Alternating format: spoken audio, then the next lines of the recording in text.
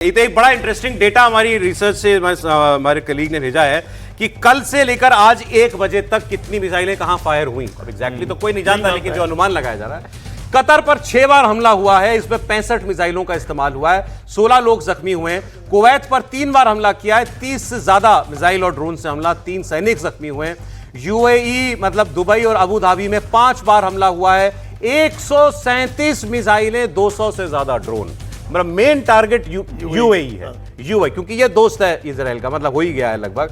इसमें दुबई में 2 लोग जख्मी हुए हैं, एक पाकिस्तानी नागरिक की मौत हुई है। जबल अली पोर्ट पर हमला, दुबई एयरपोर्ट पर हमला, बुर्ज अल अरब पर हमला, पाम जुमेरा मामला जो एरिया है सब बड़ा पॉश दुनिया का, वहां उस पर हमला। बहरीन में 4 बार हमला किया गया, 45 मिसाइलें 9 ड्रोन से। एयरपोर्ट पर हमला किया गया यहां भी। जॉर्डन में 3 बार हमला 73 मिसाइल से। इराक पर 3 बार हमला, इरबिल एयरबेस को कुछ नुकसान, 2 लोगों की मौत भी हुई है। और सऊदी अरब में भी 2 बार हमला हुआ, लेकिन हमला नाकाम कर दिया गया। इसके अलावा ओमान पर कई बार अटैक किया गया। तो ये इजराइल पर कितना इजराइल पर नहीं आया है, इजराइल तक पहुंचा ही नहीं। मुझे लगता है उसको कब अब फोकस ही नहीं है इजराइल। नहीं, मैं कह रहा हूं कि इधर ही मारना है आसपास। देखिए अगर आप इजराइल जाएंगे, जेरूसलम जाएंगे, तो वहां पूरी तैयारी रहती है कि पूरा शहर अंडरग्राउंड हो। आप जब होटल में पहुंचेंगे तो आपको बताएगा कि देखिए ये हमारा एस्केप रूट है। जब सायरन बजे तो आप जिस भी स्थिति में, इजराइल में पूरे इजराइल में, और आपको बताएगा यहाँ। मैप दे दीजिए मेरे को, मैप आ गया है वेस्ट एशिया का हमारे पास, तो थोड़ी आसानी भी होगी कि कौन कहाँ किसको मार रहा है। अच्छा, ये वैसा वाला मैप है, इसमें हम दिखा देते हैं। अमिताभ जी मेरे साथ आ जाइए, जिसकी हम लोग बात कर रहे थे ना, ये यहाँ ले आए कैमरा। ये पर्शियन गल्फ है, ये ईरान, ये पूरा ईरान है, ये सारा ईरान है, ये ईरान की सीमा है जी, ठीक। ये यूएई है, ये कतर है, ये बहरीन है, ये पर्शियन गल्फ है, और ये और इसको कहते हैं स्ट्रेट ऑफ हॉर्मुज। ये जो आपको दिख रहा है ना, ज्यादा ना खुलिए, ज्यादा ना खुलिए जी। और ये 33 किलोमीटर का इलाका है जो इसका स्ट्रेच है। और यहां पर बहुत पतला सा एक स्ट्रिप है, आप देख रहे होंगे यहाँ आइलैंड्स हैं या रॉक फॉर्मेशंस हैं। तो ये बहुत पतला, आप मान लीजिए 4 किलोमीटर में ही वो शिप्स चल सकती हैं, सी लेन्स हैं, और यहां से घूम के इनको बाकी दुनिया की तरफ जाना होता है। अगर ये बंद कर देते हैं तो बंदर अब्बास के एकदम करीब है, अगर ये बंद कर देते हैं तो सबसे ज्यादा दुविधा होगी। और पूरा आप देखें ना, कुवैत से लेके सऊदी अरेबिया से लेके ये पूरा कतर, ये सारे देश तेल ही तो बेचते हैं। बस देखिए ना, यहां से थोड़ा और कैमरा पुल आउट कर लीजिए, थोड़ा सा और बढ़ा दीजिए। ये सारे देश कुवैत से लेके इराक, जितने भी और ये रियाद हुआ, इराक हुआ ना सर, ये सब लोग सब तेल में, सारा तेल यहीं से तो आता है, यही रास्ता है, यही रास्ता है तेल निकालने का। और ये यहां जाकर के जो है, अभी कुछ तस्वीरें हमने आपको दिखाई थी, यहां शिप्स की लाइन लग गई है जी, जहाजों की लाइन यहां पर लग गई है, क्योंकि ये 35 किलोमीटर सर बता रहे हैं, 35 किलोमीटर लंबा है, 80 किलोमीटर गहरा है मात्र, और 4-5 किलोमीटर ही एक्चुअल शिपिंग लेन है। और यही नहीं, यहां पर 20% तेल जाता है, लेकिन 9% तेल पाइपलाइन से भी जाता है, जो सीधा अरेबियन सी में उतरता है उस रास्ते से। लेकिन अगर ये बंद हो जाता है, हाँ, तो हमारे लिए 40% तेल, एलएनजी सब यहां से आता है। तो हमारे लिए अपनी 40% यहां से आता है। तो आप समझ, और हमने रूस के साथ तेल लेना कम कर दिया, धीरे धीरे कम करते जा रहे हैं, जो अमेरिका का दबाव आ रहा है। तो हमारे लिए तो सबसे ज्यादा विस्फोटक स्थिति होगी। इसको अब मेरा दूसरा सवाल यह है, इसको होल्ड करना या इसको चोक करना ईरान के लिए कितना मुश्किल है, कितना आसान है? ये इनका पहले से टारगेट था कि इसको चोक करेंगे। इसके साइड्स में इन्होंने लैंडमाइन लगाए हुए थे। यहां पर बंदर अब्बास पोर्ट है उनका, जो सबसे इंपॉर्टेंट पोर्ट उनका माना जाता है। तो इसको वो माइनिंग कर सकते हैं, या माइनिंग किया होगा या तैयारी होगी। और यहां पर उनके सी ड्रोन्स भी ऑपरेट कर रहे हैं, जो भी वहां टैंकर जाएंगे या जो भी जाएगा उसको वो सी ड्रोन से भी अटैक करते हैं। आईआरजीसी की पूरी ये तैयारी है। अगर वो डेस्परेट हो जाएं, अगर आप ये मान लीजिए ना कि यहां पर शिप इन्होंने गिरा दिया, डुबो दिया, तो ये बंद हो जाएगा। आपको याद होगा स्वेज कैनाल में जब पुराना वाला मैप भी दे दीजिए जो इससे पहले आपने दिया था, उसमें हम वो भी दिखा देते हैं, हाउथी कहां पर प्ले में आ सकते हैं। हाउथी नीचे, अच्छा, इसको थोड़ा सा और ये और इसको खोलना पड़ेगा मैप को, तब पता चलेगा। इसको पुल आउट करेंगे अगर जरा थोड़ा और, क्योंकि तब हमें जो है ज्यादा अंदाजा मिल पाएगा जी। हाँ, नहीं, और थोड़ा ये कीजिए, और जूम कीजिए इसको, जूम पीछे जाना पड़ेगा, जूम आउट कीजिए, जूम आउट करना पड़ेगा, जूम आउट और ऊपर थोड़ा कर सकते हैं। तो ये तो अभी हमने बात किया है ईरान का, ये जी फारस की खाड़ी उधर है, ये देखिए ये यमन है। थोड़ा ऊपर ले जाइए, ऊपर ले जाइए, ऊपर ले जाइए जी, हाँ जी जी, और ऊपर ले जाइए, और आप देखिए, हाँ, ये और ऊपर ले जाइए। ये आधा जो यमन है वो सऊदी अरेबिया समर्थित है। ये रहा सर, ये मैं जी, सॉरी, ये थोड़ा सा ओमान, और सॉरी, ऊपर लेंगे, और ऊपर कर दीजिए, थोड़ा सा और ऊपर ले जाइए इसको। ये आपको यमन दिखाई दे रहा जी। है और ये रेड सी है ना पूरा, ये आधा जो है वो Saudi Arabia, gulf of Aden, ये है गल्फ ऑफ एडन। और जैसे जैसे इसको चोक कर सकता है ईरान, तो यहां पर 20% दुनिया का तेल बंद हो जाएगा या रुक जाएगा। ऐसे ही अगर ये गल्फ ऑफ एडन से जो निकल रहा है तेल, ये रहा यमन, रेड सी चोक हो जाएगा। यहाँ पे इनका कंट्रोल है, ये जो स्ट्रेच है यहाँ पर हुतियों का कंट्रोल है, और ये पहले भी ब्लैकमेल कर चुके हैं। आपने देखा होगा हेलीकॉप्टर, हुती हमास जैसे, हिजबुल्लाह जैसे ईरान समर्थक हैं, पूरी तरह पूरा उनका आर्म्स वही है, वहीं से कंट्रोल किए जाते हैं। और सर आ जाइए। समर्थक ही नहीं, वो बेसिकली हुतियों को वहां पर एक ढंग से कहिए कि पैट्रनाइज वहीं का है, उन्हीं का है। हिजबुल्लाह, हुती, हमास, ये तीनों जो है वो जो है ईरान के ही क्रिएशन है और ईरान के ही समर्थन ये से मतलब ये जो मतलब लाल सागर आपके पीछे ये वाला जो एरिया है यमन का, मतलब बॉर्डर वाला एरिया, ये कंट्रोल करता है पूरी तरह से हुती विद्रोही। ठीक, तो ये दो कार्ड हैं, देखिए बड़े, हुती बेसिकली कंट्रोल नहीं करता है। हुती देखिए एक जैसे समुद्री डकैत जिसे न्यूसेंस वैल्यू है, समुद्री डकैत है वो।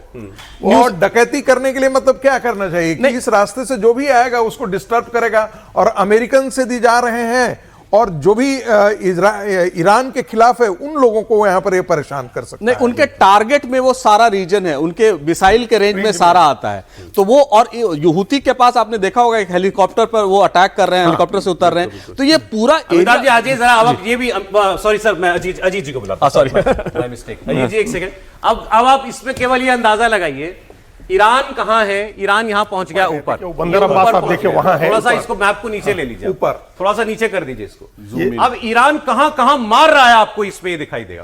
बस ये ईरान है, बहुत बड़ा देश है, बहुत बड़ा देश है। ये देखिए, ये रहा पाकिस्तान और ये रहे हम, ठीक, ये है ईरान पूरा।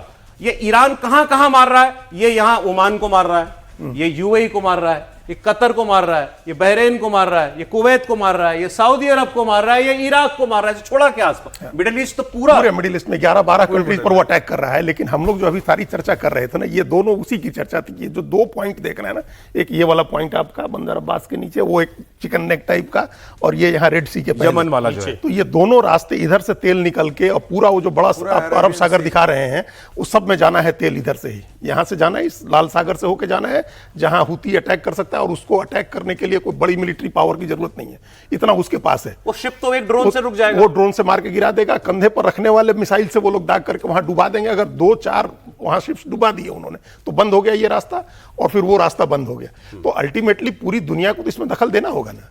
तो ये उनका जो स्ट्रेटेजी का भी जो अभी जो रणनीति उनकी दिख रही है, वो ये है। दुनिया के 10-12 देश जिस जंग में उलझ गए हो, आप इस ऐसे अनुमान लगाइए ना, कम से कम 10-12 कंट्रीज हैं जो इस जंग में लगा इस वक्त उलझे हुए हैं। और मैप को अगर ध्यान से देखें ना, तो ये रास्ता है सुएज कैनाल से जाने का। सुएज कैनाल से अब अगर ये बंद हो गया तो ट्रेडिंग बंद हो अरे जाएगा। इसमें एक इजराइल भी तो दिखा दे, लोग कहेंगे इजराइल नहीं दिखाया। यहाँ वो तो जरूरी है, इजराइल कहाँ है? ये इजराइल है, ये रहा इजराइल। और यही है ना, यहाँ से जितने भी शिप, खोलिए मत मैप को, खोलिए मत मैप को, वहीं रखिए, वो ठीक खोलिए मत खोलिए, थोड़ा जूम इन कीजिए। हाँ, तो यहाँ से आप देखें, ये सुएज कैनाल है, सुएज नहर है, जहां से आप मेडिटेरेनियन आगे जा रहे हैं। मेडिटेरेनियन आगे जी। और आप ये भी देखिए, ये सारा सारी हैपनिंग इधर है, लीजिए ताकि हमें बड़ा रीजन दिखाई सारी हैपनिंग इधर है। इजराइल ने कितनी चालाकी की है। इजराइल मैं गया हूं, मैं आप समझेंगे, यहां से इन्होंने एक सड़क बनाई है जो सुएज को बाईपास करता है लिमिटेड वे में, पब्लिक के लिए नहीं या दुनिया के लिए नहीं है। वो अपने ट्रेड जो है यहां से यहां कर सकता है। और इसी पर ध्यान भारत का भी है कि जो आईमेक हम करने जा रहे हैं वो इस रास्ते से, हालांकि इस रास्ते से एग्जैक्टली नहीं जाएगा, वो तो आ रहा है सऊदी अरेबिया के रास्ते, लेकिन ये रास्ता आएगा, फिर साइप्रस और ग्रीस की तरफ हम बढ़ेंगे। आई सर, मुझे लग रहा है कुछ हमले के कुछ और तस्वीरें जो है वो आई हैं, दिखा दें स्क्रीन पर, दिखा दीजिए विजुअल्स कहां के आए, क्योंकि अब ये जैसा हमने आपको बताया 8-10 देश है, इन सब के ऊपर हमला कर रहा है। कराची जल रहा है, कराची जल रहा है अयोध्या के मौत के नाराजगी में। शिया समुदाय कराची का सड़कों पे है, 8 लोगों के मारे जाने की खबर अभी तक आ चुकी थी। और अभी आप देखिए, ये बंदूकों से लैस पुलिस वाले सड़कों पर खड़े हुए हैं कराची में, अभी भी गोली चल रही है।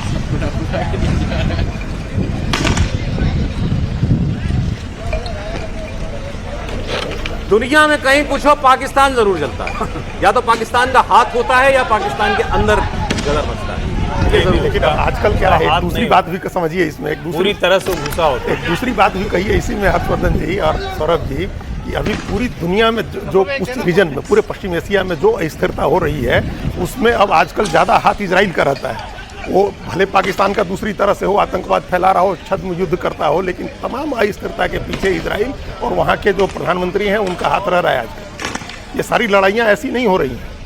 देखिए, ये थोड़ा सा एक तरफा हो जाएगा, क्योंकि यदि आप डेथ टू इजराइल यदि आप कहेंगे कि इजराइल का अस्तित्व ही नहीं होना चाहिए, इजराइल का अस्तित्व ही नहीं रहना चाहिए, और वो चारों ओर से घिरा हुआ है। ऐसा थोड़े है कि आज जो सब कंट्री जो है वो जो है वो सब के सब इजराइल के साथ हैं, बिल्कुल नहीं। एक समय तो ऐसा था ना कि लेबनान से लेकर के ये सारे जो हैं, आप गोलन हाइट्स वगैरह, ये सब गाजा पट्टी, देखिए अब अपडेट आ गया, 10 लोगों की मौत हो चुकी है कराची में। बढ़ रहा है आंकड़ा, 10 लोगों की मौत पुलिस की फायरिंग में कराची में हो चुकी है। ये भीड़ सड़कों पर आयतुल्ला के मारे जाने के बाद नाराजगी जताते हुए आई, हिंसक हुई, अमेरिकी कॉन्सुलेट में घुस करके आग लगा दी, वहां पर तोड़फोड़ की। उसके बाद पुलिस को यहां पर गोली चलानी पड़ी है, जिसमें 10 लोगों की मौत हो चुकी है।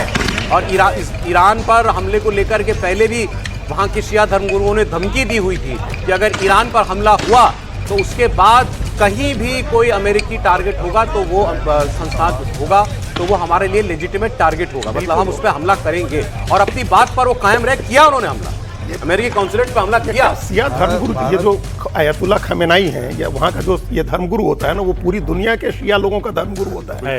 वो वहाँ के शासन का प्रमुख तो होता है, लेकिन पूरी दुनिया के शिया का धर्मगुरु होता है। आप कश्मीर में जाएं और अगर आप टूरिस्ट बन के भी जाएं तो आप देखेंगे सड़कों के किनारे पहलगाम के रास्ते में उनकी फोटो लगी रहती है, पोस्टर लगे रहते हैं। खासकर आज बहुत प्रोटेस्ट हुआ भी हमारे यहाँ, लेकिन ऐसा नहीं, होगा भी नहीं, होना भी नहीं चाहिए। ये तो कट्टरता की वो है ना। नहीं, लेकिन जो खमेनाई की हत्या हुई, हम बार बार जो हमने शुरू किया कहना, यहाँ तो तैयार होते हैं ना, चाहे शिया सुन्नी हो, अहमदिया हो, हिंदू हो, सबके लिए तैयार रहते हैं। तो उसी तैयारी का नतीजा है कि इस समय वो शिया उनका एस्पेक्ट बाहर आया है। ये बताइए, आप इस पूरे कॉन्फ्लिक्ट में पाकिस्तान का रोल क्या समझते हैं? देखिए, पाकिस्तान का रोल बहुत लिमिटेड होगा और पाकिस्तान खुद अफगानिस्तान में समय इन्वॉल्व है, लेकिन वो किसी भी तरह से वेस्ट एशिया में इंटरवेंशन के लिए तैयार नहीं होगा, मुझे यहां तक लग रहा है। ये है कि इंटेलिजेंस सपोर्ट वो दे सकता है, जिसके लिए अमेरिका और फील्ड मार्शल को उन्होंने तैयार किया था और उसके तहत ही ये करेगा, लेकिन पाकिस्तान डायरेक्टली कभी भी इन्वॉल्व नहीं होगा। हां, अगर बात बढ़ी, सऊदी अरेबिया पर ज्यादा अटैक हुए या तो वो इंटरवीन कर सकता है। और पहले भी पाकिस्तान का तो इतिहास रहा है, जॉर्डन में घुस के उन्होंने वहां के लोगों को मारा है इजरायलियों के साथ मिलकर, तो ये वैसा कर सकते हैं। लेकिन पाकिस्तान एक बहुत बड़ा फ्रंटलाइन स्टेट अब बन जाएगा जब ईरान में डिस्टर्बेंस होंगे, खासकर जब ईस्टर्न ईरान में जब डिस्टर्बेंस होंगे, तब ऑब्जर्वेशन के लिए। और इसीलिए ट्रंप साहब ने इतनों दिनों से वो तैयारी कर रहे थे, नोबेल प्राइज तो लेना ही था उनको, साथ उनकी तैयारी ये भी थी कि पाकिस्तान को किसी तरह अपने फोल्ड में लाया जाए, कि वो ईरान में जब हिंसा होगी या अराजकता होगी तब उस समय वहां से मैनेज किया जा सकेगा उसको। अब आप सोचिए, ये देश किस कदर बर्बादी की ओर बढ़ रहा है, हो ही चुका है लगभग। इसके सारे बॉर्डर जो है वहां जंग के हालात हैं, भारत के साथ शांति है लेकिन तनाव वाली, अफगानिस्तान के साथ खुली वॉर शुरू चल रही है, ईरान का बॉर्डर जो है अब वो डिस्टर्ब हो गया, और देश के अंदर के हालात आपको ये दिखाई दे रहे हैं। अभी इजराइल, जब ये बात हो रही थी कि इजराइल में अपनी फौज भेज सकते हैं, उसके खिलाफ वहां पर एक मार्च निकाला, उस मार्च, एक लंबा चौड़ा मार्च निकाला जा रहा था, उसमें फायरिंग हुई। कहा जाता है 100 से ज्यादा लोग उसके अंदर मारे गए जो गाजा के समर्थन में प्रोटेस्ट कर रहे थे। और आज की तस्वीरें आप ये देख रहे हैं आयतुल्ला के मारे जाने के बाद जो प्रोटेस्ट वहां पर हो रहा है। एक जो सबसे इंपॉर्टेंट होगा, मैं थोड़ा सा क्षमा चाहूंगा, 2 मिनट लूंगा, कि कहीं ईरान तुर्की पर अटैक कर दे। मैं हाइपोथेटिकल है ये, होगा कि नहीं होगा। और तुर्की नेटो पावर है, और हालांकि तुर्की ने ईरान में हमले का विरोध किया है। मुझे नहीं लगता नहीं, मुझे लगने का कुछ नहीं है। अगर सब अमेरिकन इंटरेस्ट पे कर रहे हैं, नेटो के कंट्री पर अटैक कर देंगे। टर्की बहुत दूर हो जाता है। जी नहीं, एक मिनट, टर्की ईरान से लगता है, लगता है, लेकिन टर्की के साथ इसलिए नहीं करेगा क्योंकि उसमें नाटो वगैरह इन्वॉल्व हो जाता है। सर एक सेकेंड, हाइफा पोर्ट पर हमला, इजराइल के पोर्ट सिटी हाइफा पर हमला, ईरान समर्थित हिजबुल्लाह ने हमला किया है हाइफा पर। उत्तरी इजराइल के कई शहरों में इस वक्त सायरन बज रहे हैं उत्तरी इजराइल मतलब जो लेबनान से लगने वाली इनकी सीमा है, जहां हिजबुल्लाह है। और इजराइल के इस पोर्ट पर, हाइफा पर इंडियन कनेक्शन है। अडानी का यहाँ पोर्ट बन रहा है। मैंने देखा ऊपर से वो पूरा दिखता है जब अडानी का वो कंस्ट्रक्शन हो रहा है। अभी शहर पर हमले की बात आ रही है, सीधे पोर्ट पर हमले की बात हाँ, नहीं है। हाँ, वो छोटा सा शहर है, पोर्ट पर ही के अराउंड सारा शहर बसा हुआ है। त्रिपाठी जी कुछ बोलना चाह रहे हैं इस पर? देखिए, मैं ये कह रहा हूँ कि थोड़ा सा इसको इस तरह से भी देखना चाहिए, क्योंकि युद्ध तो जो हो रहा है, वो नुकसान जो हो रहा है वो तो हो रहा है। पहली बात तो तुर्की पर किसी भी कीमत पर ईरान हमला नहीं करेगा। मतलब मुझे नहीं लगता, अमिताभ जी से थोड़ा मैं डिफर कर रहा हूँ। उसके पीछे बड़ी सीधी सी वजह है, तुर्की जहां खड़ा हुआ है वो मुस्लिम वर्ल्ड की, ठीक है शिया सुन्नी का झगड़ा होता है, लेकिन दूसरे तरह की उम्मीद है। और नेटो का क्या है, अब तो पूरा नेटो टूटी पड़ा है एक तरह से। ठीक है, आप उसको पावर के तौर पर ना देखें, देश के तौर पर ना देखें, लेकिन अमेरिका जिस तरह का आर्म्स एम्यूनिशन और जिस तरह का हमला कर रहा है, वो नेटो का ही हमला, उससे कम नहीं देखना चाहिए। दूसरा, मुझे ये लगता है कि वर्ल्ड कैसे रीऑर्गेनाइज होने जा रहा है, अब जरा इस पर नजर रखनी चाहिए। अगर दुबई, सऊदी अरब, बहरीन, कुवैत, कतर, तो क्या वर्ल्ड पूरी तरह से शिफ्ट करेगा? और क्या अमेरिका ने, जो इराक के समय की अलग बात थी, इराक पे आपने सद्दाम हुसैन को गिराया, कोई केमिकल वेपन नहीं मिला, आज ये साफ दिख रहा है कि अमेरिका, ईरान के पास भी कोई न्यूक्लियर वेपन नहीं था। अगर होता तो अब तक चल गया होता। इसका सीधा सा मतलब है कि नहीं था न्यूक्लियर वेपन। तो क्या अमेरिका की वो पावर? अब मैं आपसे डिफर करूंगा। नहीं, अगर है भी तो चलता तो नहीं। नहीं, ऐसा चलता तो फिर न्यूक्लियर वेपन था नहीं था भाई। आप मानिए होता तो चलता ही चलता, जिस तरह से वो ईरान हमले कर रहा है। टर्की पे दूर दूर तक का मुझे नहीं लगता है कि वो ये अटैक करेगा, इसलिए क्योंकि और लड़ाई को डाइवर्सिफाई करने की वो जोखिम नहीं लेगा। अपनी बात पूरी कर और टर्की एक पावरफुल कंट्री है। कंट्री फुल कंप्लीट कर। और जिस टर्की को हम लोग नाटो अलायंस के तौर पर कह रहे हैं, मैं बार बार एक बात कह रहा हूं, टर्की वेस्ट के निशाने पर आने वाला अब अगला देश होगा। इसको लिख कर रख लीजिए। अब ईरान से सारा का सारा, जिसको कहते हैं कि फोकस जो घूमने वाला है, वो टर्की पर घूमेगा, क्योंकि अर्दोगन है वो जो खामेनेई की जगह लेना चाहते हैं, जो खामेनेई को खलीफा बनना है। मेरा सवाल अमिताभ जी से ये है कि ये सवाल आपके मन में आया क्यों? नहीं, तुर्की पे हमला करेगा। इजराइल जो है तुर्की को का खिलाफत कर रहा है। जो सबसे बड़ा इस समय खेमा है वो तुर्की ही है इजराइल के खिलाफ, और वहां हिजबुल्लाह के और हमास के वॉलंटियर्स वहां रहते हैं, और ये पब्लिक नोन है। किसी भी तरह इजराइल चाहेगा कि जो तुर्की है उस पर अटैक हो तो वो दिखा सके नेटो पर अटैक हुआ, वो वाइडर करने की बात। एक खबर आ रही है ईरान के आर्मी चीफ के हवाले से, उन्होंने कहा कि आयतुल्लाह खामेनेई ने कई बार शहादत की इच्छा जताई थी। बातचीत में वो बार बार शहादत का जिक्र भी करते थे।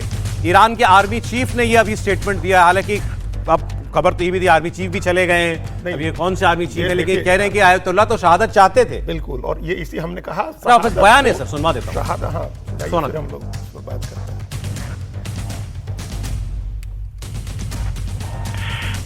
این شهادت تاریخ ساز و بزرگ رو به محضر حضرت ولی عصر علیه السلام و همه آزادگان جهان، امت اسلامی و ملت بزرگ ایران تسلیت عرض میکنم.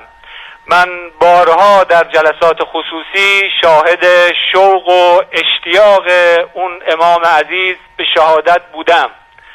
ایشون به آرزویشون رسیدن. तो ये वहां के न्यूज चैनल पर के आर्मी चीफ एक बयान दे रहे थे आयतुल्लाह के मारे जाने के बाद। उन्होंने कहा कि आयतुल्लाह तो चाहते थे शहादत। अब ये भी एक लोगों का मनोबल बढ़ाने वाली बात है। शहादत एक कॉन्सेप्ट के तौर पर खासकर ईरान के शिया समाज के अंदर बहुत इनग्रेन है, गहरे में बैठा हुआ है। हमने कल ही त्रिपाठी जी थे प्रोग्राम में, परसों हमने एक वीडियो दिखाया था। एक छोटा सा बच्चा, 10 साल का बच्चा जाता है अली खामेनेई के पास और कहता है कि मुझे शहादत, मैं शहादत चाहता हूं। वो कहते हैं तुम पहले पढ़ लो, इस्लाम की सेवा कर लो, फिर जब 80-90 साल के हो जाओगे तो शहादत। बच्चा कह रहा है शहादत। एक इंटरेस्टिंग सा आपको वाकया सुनाता हूं। जब ईरान इराक वॉर हो रहा था तो उसको उन्होंने शिया सुन्नी के वॉर की तरह दिखाया था, और वो 12-13 साल के बच्चों को बंदूकें देते थे और उनके गले में चाबी देते थे कि जाओ, अगर शहीद होगे तो ये जन्नत की चाबी है, खोलोगे तो वहां तुम्हें जन्नत का नजारा मिलेगा। तो ऐसी तैयारी भी थी। और ये जब बच्चे जाते थे तो इराकी फोर्सेस हंसते थे कि ये बच्चे कहां घूम रहे हो बंदूक लेके, और वो उनको मारते थे। और वो शायद तो ये एक परंपरा है जो आयतुल्लाह खुमैनी के जमाने से चली आ रही है। और ये जो जन्नत का है कि आप शहादत आप पाएंगे तो जन्नत जाएंगे, ये खुमैनी साहब ने अपने जमाने में ही शुरू कर दी थी। तो चाबी वाली बात बढ़िया आपने नहीं, मैंने जिक्र किया है पहले भी, कहानी कुर्सी में अफगानिस्तान को लेकर के कि अफगानिस्तान में जो मारे जाते थे उनके जेब से चाबियां निकलती थी, और तो अब बताया मुझे किसी एक रॉ के एक व्यक्ति ने बताया कि हमने पूछा कि ये है क्या, तो कहा जाता है कि ये दीन के लिए जो शहादत करता है उसे सीधे जन्नत मिलता है, बाकी लोगों को तो कयामत का इंतजार करना पड़ेगा। लेकिन जो दीन के लिए शहीद शब्द जो है ना, शहादा से बना है, जो इस्लाम के लिए अपने आप को कुर्बान कर दे उसे शहीद नहीं, करते मैं हैं। ये अब ये जो बयान टीवी पे दिया गया आर्मी चीफ के द्वारा ईरान में कि आयतुल्लाह तो शहादत चाहते थे, इसका मतलब समझे ना, वो एड्रेस तो आवाम को कर रहे हैं ना, आवाम को ही एकजुट कर रहे हैं। और जो 40 दिन का शोक है वो मोबिलाइजेशन का टाइम है। और जो हमेशा से जो शहादत के पीछे जो हमें सिया समुदाय जो है मजलूमियत को जो अपने सामने रखता है ना, लोगों के सामने मजलूमियत को, ऑपरेस्ड को, हम ऑपरेस्ड हैं और ऑपरेसर जो हैं, हमलावर जो हैं, उनके खिलाफ हम लोग को एकजुट होना है और शहादत देनी है। ये शहादत को विपनाइज कर रहा है ईरान, और इसकी आशंका शुरू से थी कि अगर खामेनाई मारा जाता है तो वो शहादत को विपनाइज करेंगे, और ईरान शहादत को विपनाइज कर रहा है, अपने लोगों को एकजुट कर रहा है, उनको शहादत के लिए लंबी लड़ाई के लिए तैयार कर रहा है। तो ये इसलिए हमने पहले ही कहा कि ये कॉम्प्लिकेट हो गया सिचुएशन, अब इतनी आसानी से ये नहीं, ये आउट ऑफ द हैंड होता जा रहा है धीरे धीरे, और ये पूरी दुनिया का सिया समुदाय शहादत के लिए तैयार होगा, प्रदर्शन होंगे, और अल्टीमेटली जब लड़ाई वहां आएगी, जब उस रीजन में आकर के, तो कितने लोग जाकर के, अभी जो समर्थन दिख रहा है ना अमेरिका के लिए, धीरे धीरे वो समर्थन कम होगा जब ये लड़ाई उस फॉर्म में आएगी तब। अभी तो ये शहादत को ये लीजिए, पाकिस्तान में एक और खबर, कराची में भीड़ ने अमेरिकी कॉन्सुलेट जलाया और गिलगित बाल्टिस्तान में भी आगजनी हुई है। बताते हैं आपको, गिलगित बाल्टिस्तान में यूएन का दफ्तर फूंक दिया गया। लीजिए, गिलगित बाल्टिस्तान जो है वो हमारे यूनाइटेड कश्मीर का हिस्सा है, और वहां भी शिया समुदाय है, और वहां उनकी भी नाराजगी दिखी। यूएन का दफ्तर है, वहां पर यूएन के दफ्तर में आग लगा दी गई। देखिए तस्वीर आपके सामने है, ये पाकिस्तान के कब्जे वाले जो गिलगित बाल्टिस्तान का आप तस्वीर देख रहे हैं। बाप रे बाप, गोलियों की आवाज सुनिए रोकने के लिए।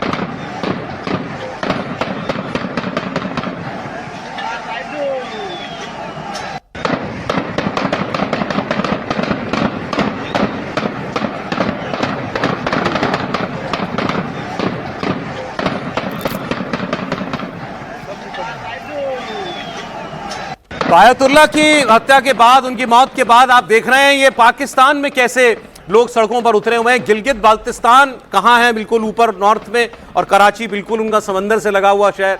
दोनों जगहों पर हिंसक प्रदर्शन हुए हैं। यूएन का दफ्तर फूंक दिया गया है गिलगित बाल्टिस्तान में, और अमेरिकी कॉन्सुलेट में आग लगा दी गई है कराची के अंदर। दोनों तस्वीरें इस वक्त जो हैं वो आप देख रहे हैं स्क्रीन पर। बाई तस्वीर आपकी जो है ये गिलगित बाल्टिस्तान की है। तो सुना दीजिए, कुछ आवाज है उसमें, कुछ व्यक्ति बोल रहा है। टाइम पर पुलिस आंसुगे से फायर थी दूधा फतुर मरक भी están तीसरा वापसी मुशफरी यावनस तो कौन न तो जवानी वाजी जुटिया लटवा टाइम पर एक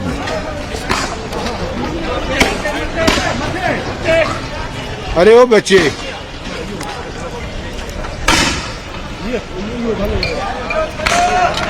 क्या है, आराम से यहाँ खड़े होकर बना बनेगा। गोलीबारी की आवाज ये आ रही है बीच बीच में, वहां आपको उठता हुआ दोनों तस्वीरों में दिखाई दे रहा है।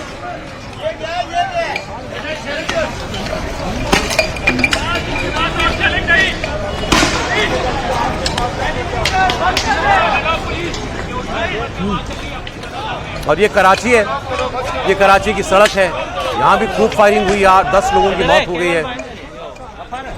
इसे तो ये बात भूलनी भी नहीं चाहिए, लेकिन हमारे यहाँ शांति रहे ये जरूरी है। नहीं देखिए, ये तो मतलब भारत के लोगों को थोड़ा समझना भी चाहिए कि हमारी चाहे घरेलू नीति हो या विदेश नीति हो, और ये अच्छा किया आपने जिक्र किया। मुझे लगता है कि दुनिया में शायद अकेला देश होगा जिसके विदेश मंत्री हर देश के विदेश मंत्री से बात कर चुके हैं, चाहे वो जितने बड़े युद्ध में। यानी जिस वक्त तो इजराइल के विदेश मंत्री से डॉक्टर एस जयशंकर बात करते हैं, उसी वक्त ईरान के विदेश मंत्री से बात करते हैं। और भारत एक ऐसा देश है जहां दुनिया का कोई भी मानने वाला, किसी भी आस्था को मानने वाला, वो बड़े ये तेहरान है, ये तेहरान है आपके सामने, ईरान की राजधानी।